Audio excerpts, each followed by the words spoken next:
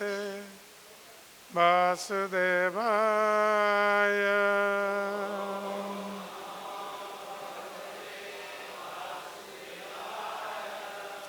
ॐ नमो भगवते वासुदेवाय।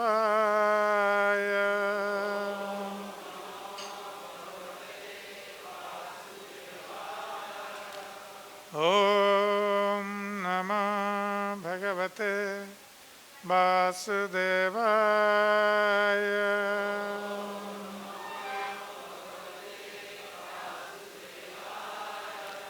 नारायणं नमस्कृत्य नरं चैव नरोत्तमं देवीं सरस्वतीं व्यासं ततो जयमुदीरये। नष्टप्रायेषु अभद्रेषु नित्यं भागवत सेवया भगवती उत्तम श्लोके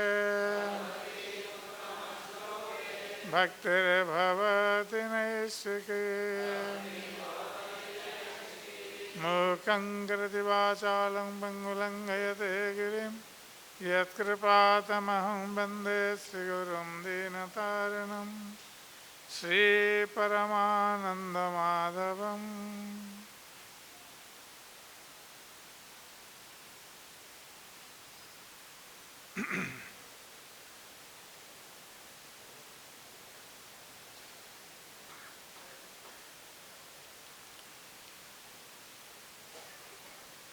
आज हम श्रीमद् भागवत सप्तम स्कंद अष्टम अध्याय श्लोक नंबर 10 का पाठ कर रहे हैं। इस अध्याय का नाम भगवान नृसिंह द्वारा असुर राज का वध।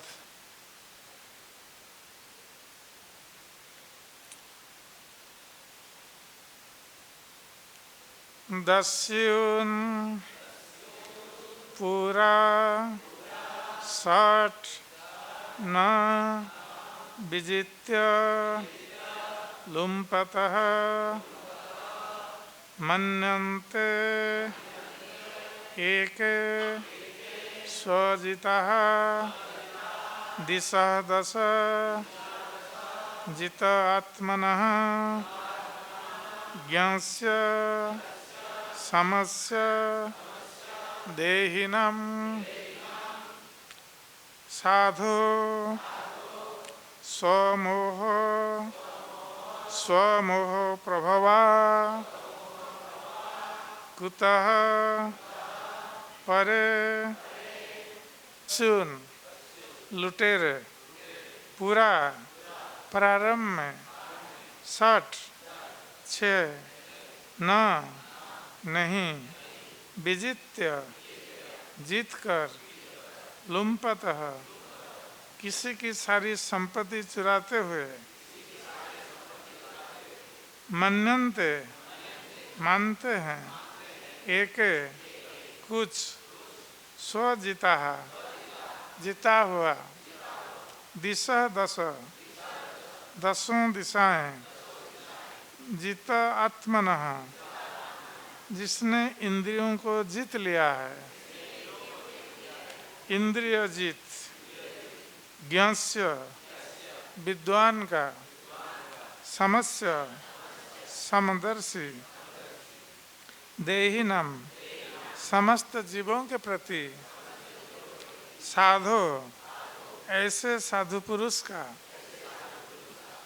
स्वमोह प्रभवा अपने ही मोह से उत्पन्न कुतः कहाँ परे शत्रु या विरोधी तत्व। इस श्लोक का अनुवाद और तात्पर्य श्री ऐसी भक्तिवेदांत स्वामी श्री प्रभुपाद के द्वारा। अनुवाद। प्राचीन काल में आपके समान ही अनेक मूढ़ हुए हैं जिन्होंने उन 6 शत्रुओं को नहीं जीता जो शरीर की धन संपदा को चुरा ले जाते हैं। ये मूर्ख यह सोचकर गर्वित होते हैं, मैंने तो दसों दिशाओं के सारे शत्रुओं को जीत लिया है। किंतु यदि कोई व्यक्ति इन 6 शत्रुओं पर विजयी होता है और सारे जीवों पर संभाव रखता है, तो उसके लिए शत्रु नहीं होते। शत्रु की कल्पना अज्ञानतावश की जाती है।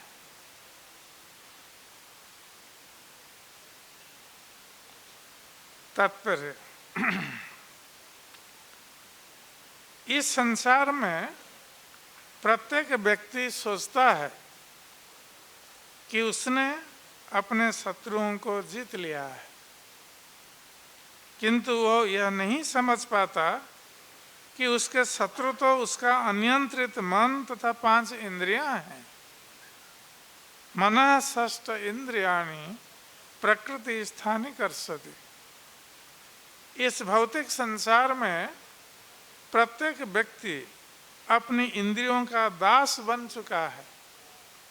मूलतः प्रत्येक व्यक्ति कृष्ण का दास होता है, किंतु अज्ञानतावश इसे भूल जाता है और इस तरह वो कामेच्छा, क्रोध, लोभ, प्रमत्तता तथा ईर्ष्यावश माया की सेवा में लग जाता है।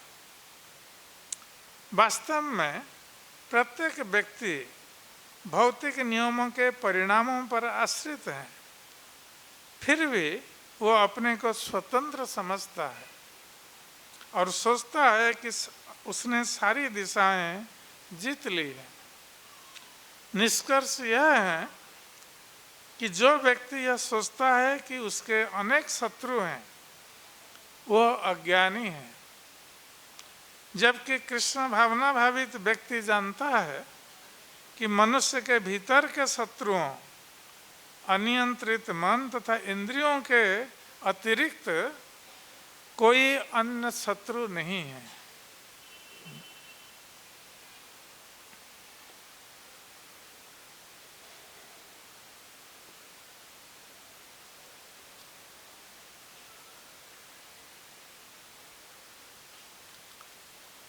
ओम अज्ञानतिमिरन्धस्य ज्ञानाञ्जनशलाकया चक्षुरुन्मिलितं येन तस्मै श्रीगुरवे नमः। श्रीचैतन्यमनोभीष्टं स्थापितं येन भूतले स्वयं रूप कदा मह्यं ददाति स्वपदान्तिकम्। वन्देऽहं श्रीगुरो श्रीयुतपदकमलं श्रीगुरुन् वैष्णवांश्च श्रीरूपं साग्रजातं सगणरघुनाथ नितं तं सजीवं साद्वैतं सावधूतं परिजनसहितं कृष्णचैतन्यदेवं श्रीराधाकृष्णपादान् सगणललिता श्रीविशाखान्वितंश्च। हे कृष्ण करुणा सिन्धो दीनबन्धो जगत्पते गोपेश गोपिकान्त राधाकान्त नमस्तुते। तप्तकञ्चन गौराङ्गी राधे वृन्दावनेश्वरी वृषभानुसुते देवी प्रणमामि हरिप्रिये। वंशाकल्पतरुभ्यश्च कृपासिन्धुभ्येव च पतितानां पावनेभ्यो वैष्णवेभ्यो नमो नमः।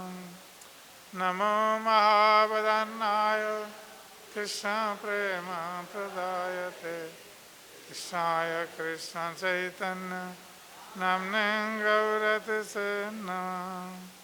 जय श्री कृष्ण चैतन्य प्रभु नित्यानंद श्री अद्वैत गदाधर श्रीवासादि गौरभक्तवृंद।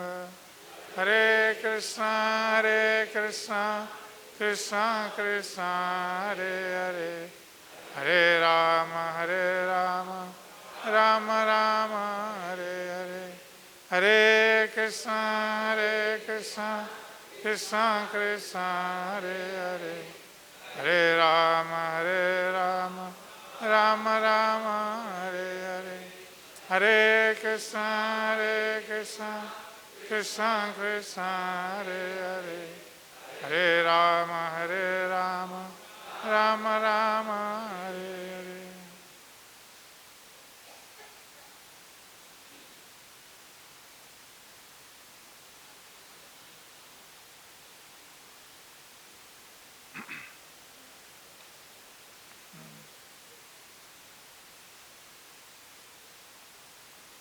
दस्युन पुरा सट्न विजित्यलुम पदो, मन्यन्त एके स्वजितादिशो दश, जितात्मनोज्ञस्य समस्य देहिनां साध सो मोह प्रभावा कुतः परे। तो श्रीमद् भागवत के इस श्लोक में प्रहलाद महाराज अपने पिता हिरण्यकशिपु से कह रहे हैं। हम लोग जानते हैं कि किस प्रकार प्रहलाद महाराज की शिक्षाओं से प्रभावित होकर गुरुकुल में पढ़ने वाले असुर बालकगण किस प्रकार भगवत भक्त हो गए थे और संड अमर्क के शिक्षाओं को उन लोगों ने ग्रहण नहीं किया था, जिसके कारण संड और अमर्क जो प्रहलाद महाराज के गुरुकुल के शिक्षक थे और द्रोणाचार्य के शुक्राचार्य के पुत्र थे, तो ये दोनों भयभीत हो गए थे। और भयभीत होने का कारण था, ये जानते थे कि हिरण्यकशिपु राक्षस राज और भगवान विष्णु के विरोधी, जो भगवान विष्णु का विरोध करता था, और निश्चित रूप से इस समाचार को सुनकर उनको दंडित कर सकता है। दंड के भय से संड और अमर्क ने सोचा कि हिरण्यकशिपु जानने से पहले हम जाकर उसको बता दें, इससे कि अपनी निर्दोषता हम प्रमाणित कर सके। तो संड अमर्क ने जाकर जब हिरण्यकशिपु को बताया कि किस प्रकार उनके पुत्र प्रहलाद अपने गुरुकुल के साथियों को कृष्ण भक्त बना दिया है अपनी शिक्षा के द्वारा, तो जो कृष्ण भक्त होते हैं उनका संग ये बहुत संक्रमित होता है। जो कृष्ण भक्तों का संग करते हैं ये कृष्ण भक्त बन जाते हैं, ये स्वाभाविक है। इसलिए शास्त्रों में बार बार इस बात को दोहराया गया है। साधु संग सर्व शास्त्र कहे, लवे मात्र साधु संगे सर्व सिद्धि है। तो किसी साधु अर्थात भक्त, जो भगवान कृष्ण का भक्त हो। आजकल लोग किसी भी व्यक्ति को साधु मान लेते हैं, जो दाढ़ी बाल बढ़ा लेते हैं उनको साधु मान लेते हैं, किंतु भगवान कृष्ण के अनुसार, भगवत गीता के अनुसार साधु हैं जो भजन्ते मांग अनन्य भाग, अपिचेत सुदुराचारो भजन्ते मांग अनन्य भाग। कोई दुराचारी पुरुष भी यदि भगवान कृष्ण का अनन्य रूप से भजन करता है तो साधुरेव समन्तव्य। भगवान कृष्ण कहते हैं कि वो साधु पदवच्य है, क्योंकि क्षिप्रंग भवति धर्मात्मा शाश्वत शांति निगच्छति। वो अति शीघ्र धर्मात्मा बन जाता है। तो कृष्ण का भजन करने से व्यक्ति का शुद्धिकरण हो जाता है। चाहे वो पूर्व अभ्यास के कारण उसने कई पाप कर्म किए हों, फिर भी वो भगवान कृष्ण का भजन करने पर, अनन्य रूप से भजन करने पर कृष्ण का भक्त बन सकते हैं, साधु बन सकते हैं। इसका अर्थ है कि जो भगवान कृष्ण का ही अनन्य रूप से भजन कर रहा है वही साधु पदवच्य है। यदि कोई दाढ़ी बाल बढ़ा लिया है किसी ने और किसी देवादेवी का भजन करता है तो वो साधु पदवच्य नहीं। ये भगवान कृष्ण की संज्ञा है साधु की। तो ये साधु का संग जो होता है ये बहुत शीघ्र व्यक्ति को संक्रमित करता है, और वो संक्रमण कोरोना का संक्रमण नहीं है, ये कृष्ण भक्ति का संक्रमण है। वो व्यक्ति कृष्ण भक्त बन जाता है। तो प्रहलाद महाराज जो 12 महाजनों में से एक हैं, निश्चित रूप से उनका संग व्यक्ति को शुद्ध करने वाला है और कृष्ण भक्त बनाने वाला। तो 5 वर्ष की आयु में प्रहलाद महाराज गुरुकुल में अपने साथियों को ये शिक्षा दे रहे थे, जिस शिक्षा को उन्होंने नारद मुनि से ग्रहण किया था। वस्तु तो ऐसे तो प्रहलाद महाराज नित्य सिद्ध भक्त हैं, फिर भी भगवान जिस प्रकार धरती पर आकर गुरु ग्रहण करते हैं, भगवान के भक्त भी धरती पर आकर गुरु ग्रहण करते हैं। ये लोक शिक्षा के लिए आवश्यक है। तो प्रहलाद महाराज ने जब अपने साथियों को बताया तो उस भगवान के भक्त बन गए। और हिरण्यकशिपु ने जब सुना कि गुरुकुल के सारे बच्चे कृष्ण भक्त बन गए हैं तो वो बहुत क्रोधित हो गया। वस्तुतः क्रोध के कारण उसका शरीर कांपने लगा। ये क्रोध का एक लक्षण होता है, होंठ कांपने लगते हैं, शरीर कांपने लगता है। एक शारीरिक लक्षण दृष्टिगत होता है क्रोध में। तो हिरण्यकशिपु अत्यंत क्रोधित होकर उसने सोचा कि ये प्रहलाद मेरा पुत्र होकर मेरे शत्रु का गुणगान कर रहा है, शत्रु का भक्त बना हुआ है। क्योंकि हिरण्यकशिपु भगवान विष्णु को अपना शत्रु मानता था, क्योंकि भगवान विष्णु ने उसके भ्राता हिरण्यक्ष का वध किया था। और यही कारण है कि वो भक्तों पर अत्याचार करता था और अपने को भगवान मानता था। और उसके भय से देवता लोग भी कांपने लगते थे। वस्तुतः देवता लोग हिरण्यकशिपु की सेवा कर रहे थे भय के कारण। तो इतना प्रभावशाली जो हिरण्यकशिपु, जो ये मानता था कि उसने सारे शत्रुओं को जीत लिया है,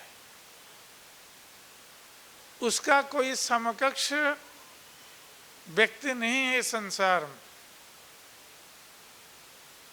तो जब उसने देखा कि उसका ही पुत्र अपने शत्रु का भक्त बना है तो बहुत क्रोधित हो गया और स्वयं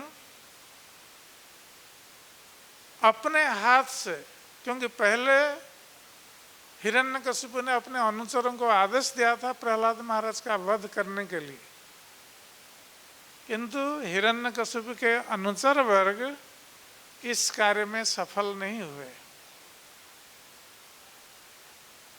क्योंकि भगवान के जो भक्त होते हैं ये भगवान के द्वारा सुरक्षित होते हैं। और भगवान की यही घोषणा है, प्रतिज्ञा है, अर्जुन प्रतिजानीहि न मे भक्ता प्रणश्यति।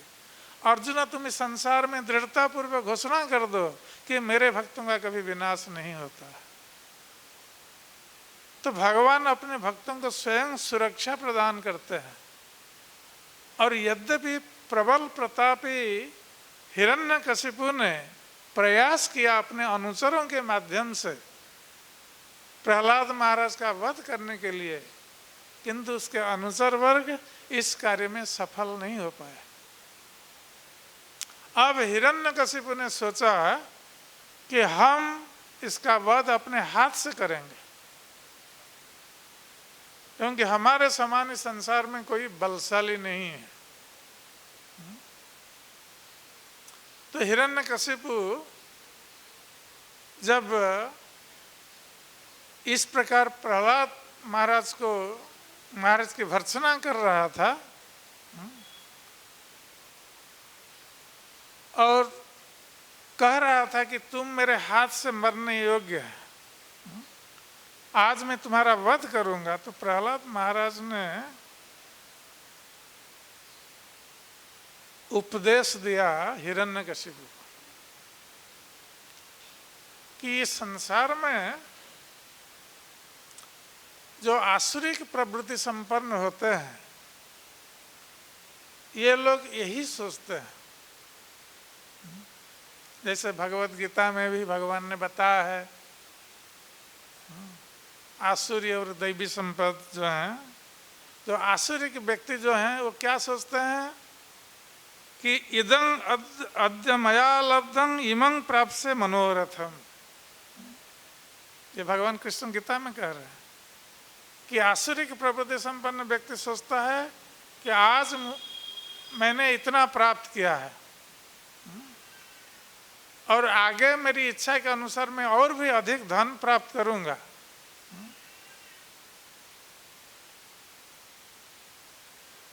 फिर कहते हैं इदं अस्तिदं अपि में भविष्यति पुनर्धनम। आज मेरे पास इतना धन है और आगे हमारा धन बढ़ जाएगा और अधिक धन हो जाएगा। ये आसुरिक प्रवृत्ति संपन्न व्यक्तियों की मनोवृत्ति है। असोमयः शत्रु, आज हमारे द्वारा इस शत्रु का वध हुआ है और हनिष्य च अपरान अपि, और भी जितने शत्रु हैं मैं उनका भी वध कर दूंगा। ईश्वर अहम, क्योंकि मैं ईश्वर हूँ, सर्व नियंत्रणकारी हूँ। वो अपने को ईश्वर मानते हैं आसुरिक प्रवृत्ति संपन्न व्यक्ति। ईश्वर अर्थात नियंत्रणकारी। तो हम ईश्वर हैं और अहं भोगी, और मैं सब कुछ भोग करने वाला भोक्ता हूँ। वो अपने को भोक्ता मानते हैं, किंतु भगवत गीता में भगवान कृष्ण कहते हैं कि संसार में अशांति का कारण क्या है कि लोग अपने को भोक्ता मानते हैं, इसलिए दुखी है। किंतु वास्तविक भोक्ता कौन है? भोक्तारं यज्ञ तपसम सर्वलोक महेश्वरम सुहृदं सर्वभूतानां ज्ञात्वा मां शांति मृत्सति। तो भगवान कृष्ण कह रहे हैं कि जीवन में यदि शांति को प्राप्त करना है तो यही उपाय है कि जो भोक्ता ज्ञान है हम में कि हम भोक्ता हैं, इस ज्ञान को, भोक्ता ज्ञान को त्याग देना है, क्योंकि हम कभी भोक्ता नहीं हो सकते। हम भोग्य वस्तु हैं, भगवान ही भोक्ता हैं, हम उनके भोग्य वस्तु हैं। भगवान के द्वारा हम भोगे जाने वाला है, हम भोक्ता नहीं है और नहीं हो सकते। भगवान ही भोक्ता है समस्त यज्ञ और तपस्याओं का, सर्वलोक महेश्वरम, क्योंकि भगवान सारे लोकों के ईश्वर हैं, परम नियंत्रणकारी, इसलिए वो परम भोक्ता है। किंतु उसके स्थान पर हम जब स्वयं अपने को भोक्ता मानते हैं, जबकि हम परम नियंत्रणकारी नहीं है, किंतु हम सोचते हैं कि ईश्वर अहम, मैं नियंत्रणकारी, ईश्वर अहम भोगी, मैं भोक्ता हूं, सिद्ध अहम, मैं सबसे सिद्धि को प्राप्त हुआ। कभी कभी लोग सोचते हैं कि हम जो करते हैं सब ठीक ही करते हैं, हमसे कोई गलती नहीं होती, बाकी लोग सब गलती करते हैं। तो अपने को बहुत बड़ा मानते हैं इस प्रकार कि हम हर कार्य में कुशल हैं, जिसको अंग्रेजी में बोलते हैं परफेक्ट, सिद्ध। तो हर कार्य में हम कुशल हैं और बलवान सुखी। हम बलशाली हैं सबसे और सुखी है। ये आसुरिक प्रवृत्ति संपन्न व्यक्ति इस प्रकार सोचते हैं। तो हिरण्यकशिपु भी इसी प्रकार सोच रहा था। वो अपने को ईश्वर मान रहा था और सोच रहा था कि सभी उसकी सेवा करें, वही परम भोक्ता है, वही सुखी हैं। वस्तुतः हिरण्यकशिपु का अर्थ भी वही है, जो हिरण्य अर्थात सोना धन और कशिपु अर्थात सया।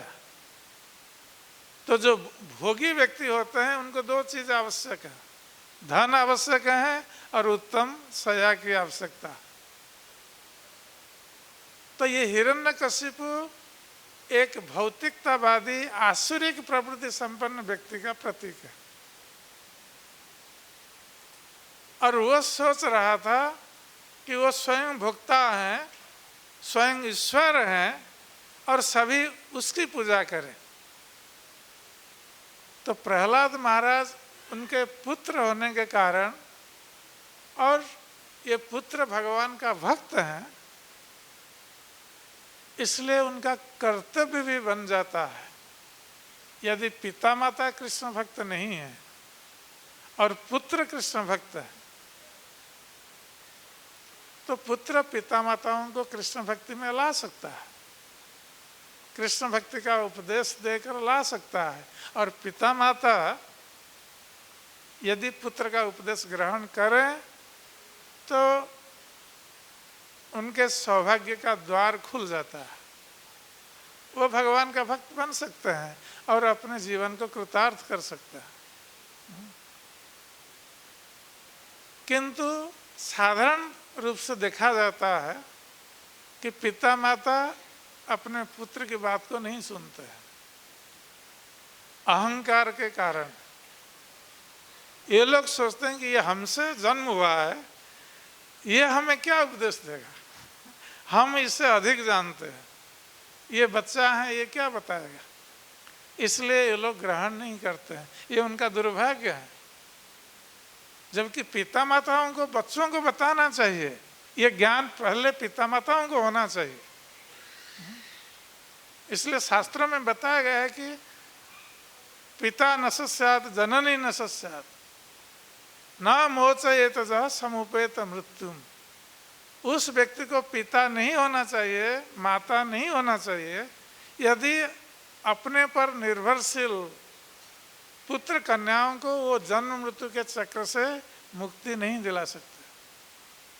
तो ये पिता माताओं का परम कर्तव्य है कि वो कृष्ण भक्ति बारे में स्वयं जाने और आचरण करें और अपने बच्चों को ये शिक्षा प्रदान करें। नहीं तो उनको पिता माता नहीं होना चाहिए। किंतु दुर्भाग्यवश यदि पिता माता इस ज्ञान को प्राप्त नहीं होते हैं, कृष्ण भक्ति का आचरण नहीं करते हैं और सौभाग्यवश उनका पुत्र ऐसा आचरण करता है और पिता माताओं को बताता है, तो पिता माताओं को आदर पूर्वक ग्रहण कर लेना चाहिए। क्योंकि जो दिव्य ज्ञान है, चाहे वो बड़े व्यक्ति हो छोटे व्यक्ति हो, किसी से भी आए, उसको ग्रहण कर लेना चाहिए, क्योंकि वो सभी के लिए मंगलकारी है। तो प्रहलाद महाराज जब हिरण्यकशिपु को बता रहे हैं, ये दिव्य ज्ञान का उपदेश दे रहे हैं, क्योंकि वो जानते हैं कि यदि हिरण्यकशिपु उनकी बात नहीं सुनता है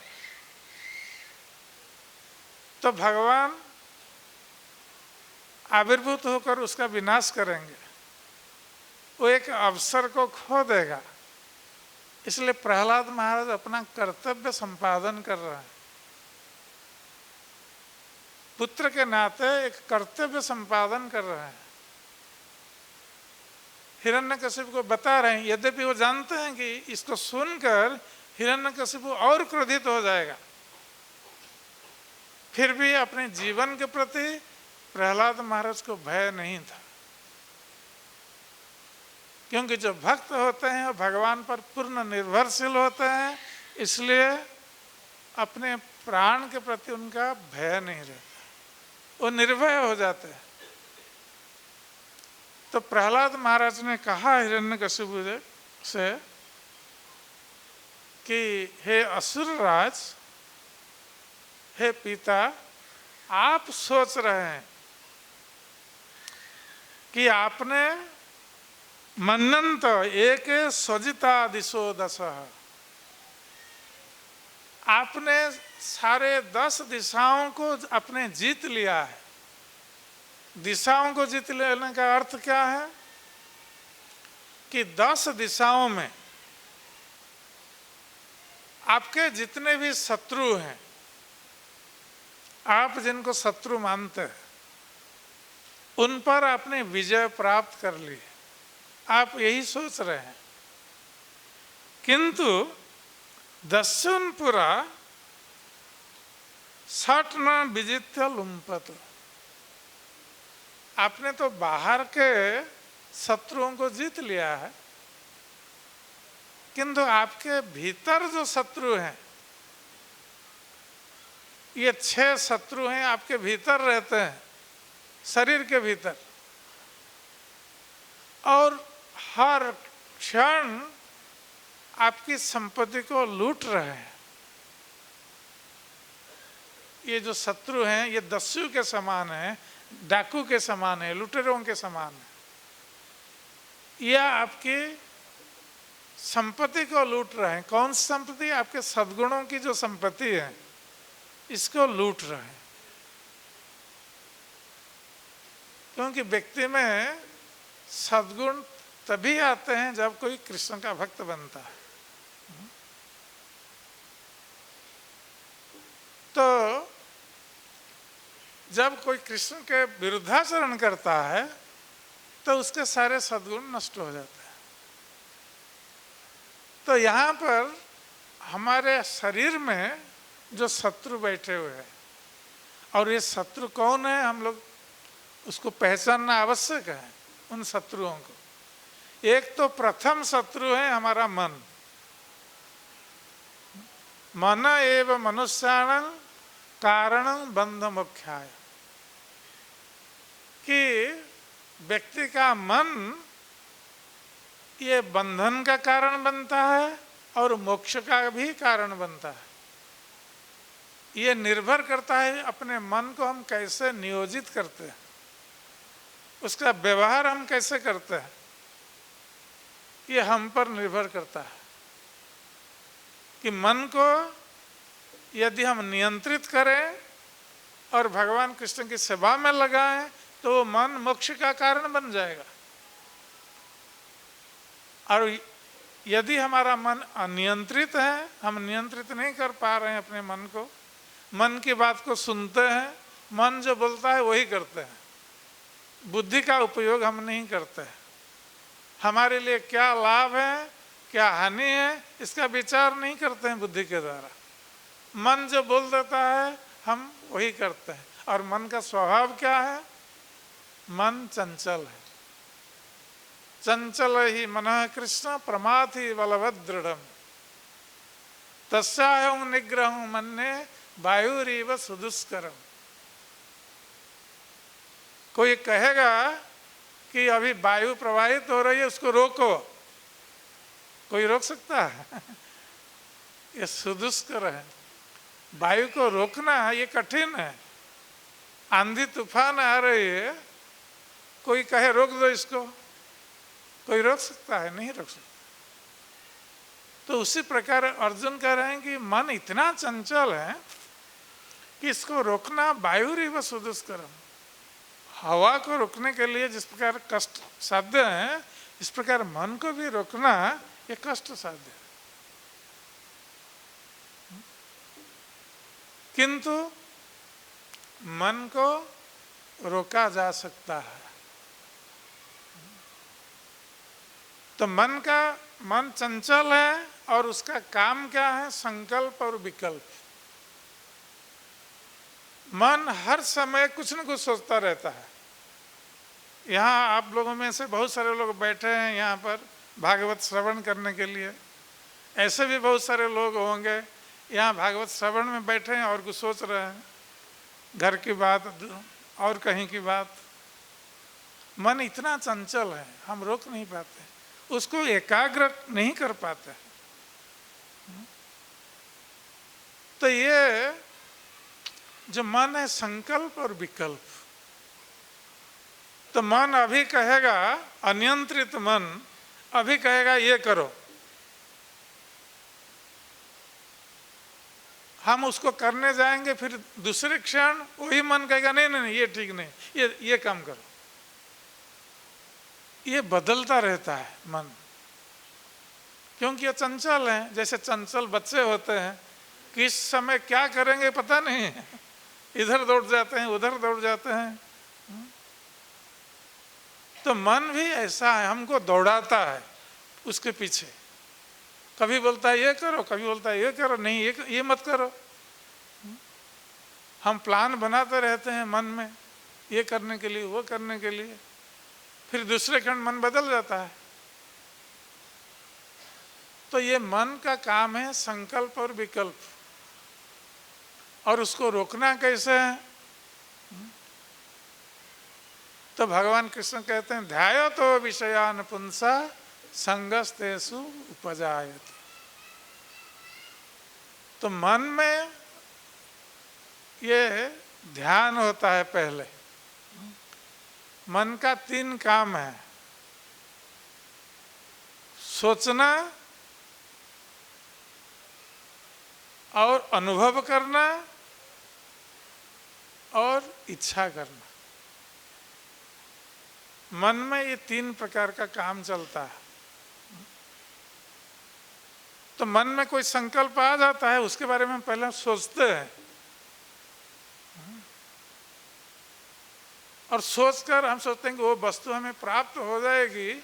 मन में उस वस्तु के बारे में सोचते हैं पहले, फिर सोचते हैं कि वो वस्तु मुझे प्राप्त हो जाएगी तो मुझे कितना आनंद आएगा। पहले मन ही मन आनंद लेते हैं वस्तु प्राप्त होने से पहले, और जब मन ही मन आनंद लेने लगते हैं फिर प्लान बनाते हैं, इच्छा करते हैं कैसे प्राप्त होगी वो वस्तु। और जब प्रयास करते हैं उस वस्तु को प्राप्त होने के लिए, प्राप्त नहीं होती है वस्तु, तो क्या होता है? क्रोध उत्पन्न हो जाता है।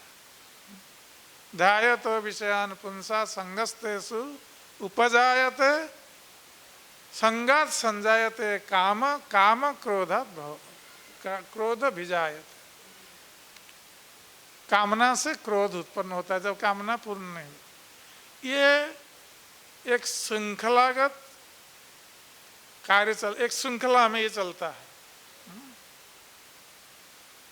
एक के बाद एक। इसलिए मन को रोकना है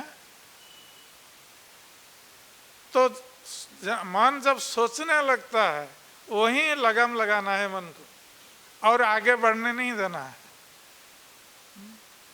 तब जाकर हम मन को रोक सकते हैं, नहीं तो नहीं रोक सकते। तो ये मन बहुत बड़ा शत्रु है, शत्रु का काम कर रहा है हमें।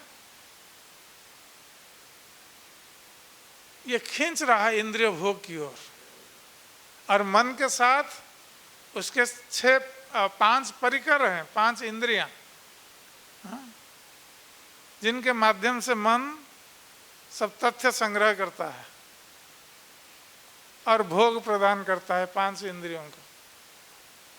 तो ये वस्तुतः हमारे शत्रु हैं, 5 इंद्रियां और मन। किंतु हम इन शत्रुओं को भूल गए हैं जो हमारे भीतर बैठे हैं। हम बाहर खोजते हैं हमारा शत्रु ये हैं वो हैं, कैसे हम उसका वध करेंगे, उसको कैसे हमारे रास्ते से हटाएंगे। हम बाहर शत्रु खोजते हैं। इसलिए प्रहलाद महाराज कह रहे हैं कि हे असुरराज, अपने पिता हिरण्यकशिपु से कह रहे हैं कि आपने तो सारे शत्रुओं को जीत लिया है संसार में और सोच रहे हैं कि आपका अब कोई शत्रु नहीं रहा, किंतु ये आपका दुर्भाग्य है कि आपके भीतर जो शत्रु हैं मन और इंद्रियों को आपने अभी तक नहीं जीता है। और ये आपकी सारी संपत्ति को चुरा रहे हैं, ये शत्रु आपके सारे सद्गुणों को नष्ट कर रहे हैं और आप सोच रहे हैं कि आप सुखी हैं, बलवान हैं और सारे कार्यों में कुशल हैं। अब आपका कोई शत्रु नहीं रहा, तो ये आपका भ्रम है और ये आप वस्तुतः परिहास के पात्र हैं, क्योंकि बाहर के शत्रुओं को तो जीत लिया किंतु भीतर के शत्रुओं को अभी तक जीता नहीं है, जो अपने शरीर के भीतर है। इसलिए आप जब कहेंगे कि इसके सामने कि हमने सारे शत्रुओं को जीत लिया है, जबकि अपने अंदर के शत्रुओं को नहीं जीता है, तो आप परिहास के पात्र बनेंगे।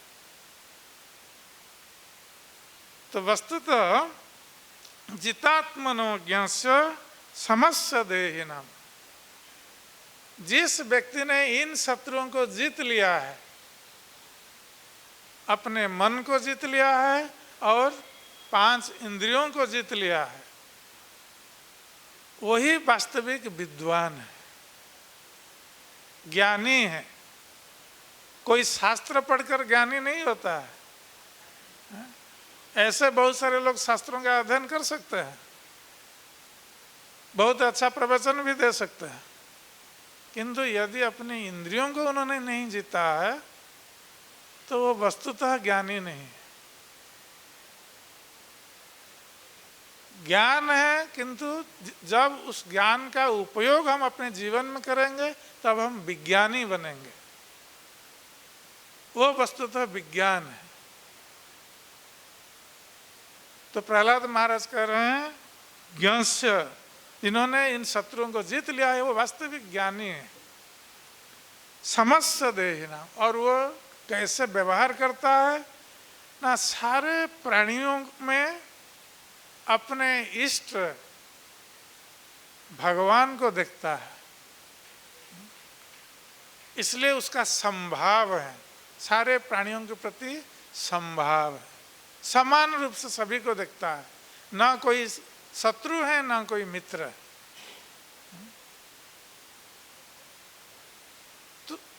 तो जो व्यक्ति हर प्राणी में अपने आराध्य को देखेगा, स्थावर जंगम देखे ना देखे तार मूर्ति, सर्वत्र है तार इष्ट देव स्फूर्ति। स्थावर जंगम कोई भी प्राणी को देखेगा, उन प्राणियों के भीतर अपने इष्ट भगवान को देखेगा, वही वस्तुतः ज्ञानी है। और उस व्यक्ति के लिए कोई शत्रु मित्र नहीं है, सभी मित्र हैं, उसका कोई शत्रु नहीं है। साधो समोह प्रभवा कुत परे, इसलिए प्रहलाद महाराज कह रहे हैं कि ऐसा व्यक्ति ही वास्तविक साधु है, भक्त है। वो मोह के प्रभाव में नहीं आता है, इसलिए उसके शत्रु कहाँ आएंगे। इसका अर्थ है कि प्रकारांत में प्रहलाद महाराज हिरण्यकशिपु से कह रहे हैं कि आपने तो बाहर के शत्रुओं को जीत लिया है, अब अंदर के शत्रुओं को जीतने का प्रयास कीजिए।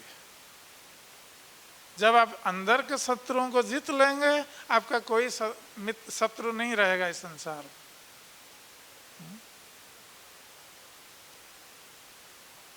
जो विद्वान है उसका कोई शत्रु नहीं होता है, क्योंकि उन्होंने अपने अंदर के शत्रुओं को जीत लिया है।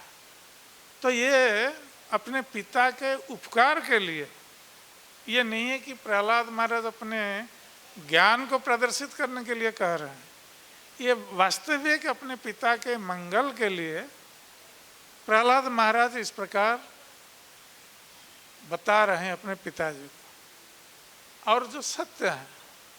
किंतु शास्त्रों में बताया गया है कि उपदेशा ही मूर्खाणं प्रकोपाय न शांत है।